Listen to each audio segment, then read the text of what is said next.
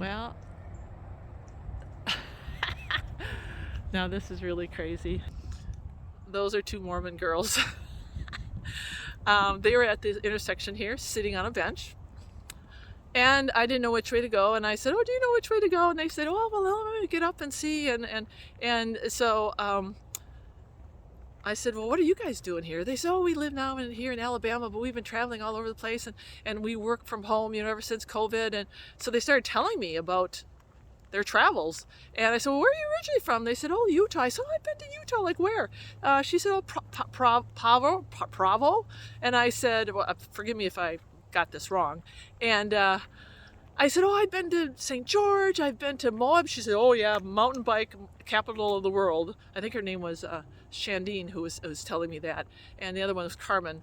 And I said, "Oh, I loved Utah. It's just so beautiful." And they're like, "Well, what are you doing here?" And I said, "Well," I said, "I'm a medical missionary." And I'm actually, I said I was here a year ago and I had this diagnosis of multiple myeloma. And they're like, "Oh," and I said, No, because, but God, I told them, I said, and we know, God has come to give us life abundantly. And Satan comes to rob, kill, and destroy, but he's got nothing in me. And I said, "I'm telling you, sisters, Jesus is my husband. Jesus is my husband." I said, "You don't need no man. And okay, I know men don't get upset now, but I'm just saying, because I get so excited about what Jesus has done in my life. And I'm like, sisters, let me tell you, Jesus is the best." And I said, there's so many people that don't know the Lord. And now I don't know if they're believers. I just know what the Lord is having me say about him, and what a good husband he is. And I mean, it was just coming out of me. It was just flowing. The Spirit was just flowing. And their eyes are big and they're really excited. And so I'm just telling them about Jesus being my husband. And then I look at them and like, "Do you guys know Jesus? Do you guys have a relationship with Jesus?" And they're like, "Oh yeah, oh yeah." And I said, I said, "Are you Mormons?" And they're like, "Yeah. Yeah." And they were really excited. They were like, "Yes, we're Mormons and we love our church." And even though, and this was interesting how the conversation turned, because and so they were actually really excited about sharing that they were Mormons. And they said, "Yeah, we go to church and we love our church and they do such good."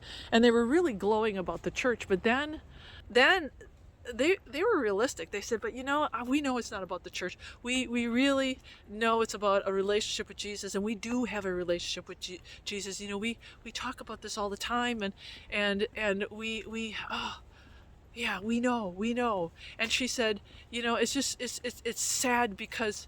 It's the religion and I could tell where they're going, and it's all the religion and people." I said, "Yeah, they get divided." I said, I get. I said, people are so divided right now, and the religions, we are divided by religion.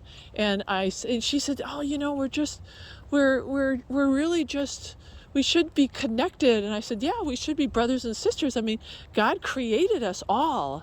And I said, we shouldn't look at," she said, "Oh, yeah, we shouldn't look at, what is, how did she say? We shouldn't look at our differences. We should look at what's in common."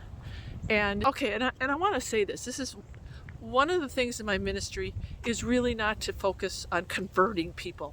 That's not what I'm here to do. I'm here to connect people to Christ. I'm here to show them what Christ has done in my life. I'm here to glorify Jesus. So I'm not here Bible thumping, and I'm not here talking about doctrine. That's not what I'm here for, at all, period.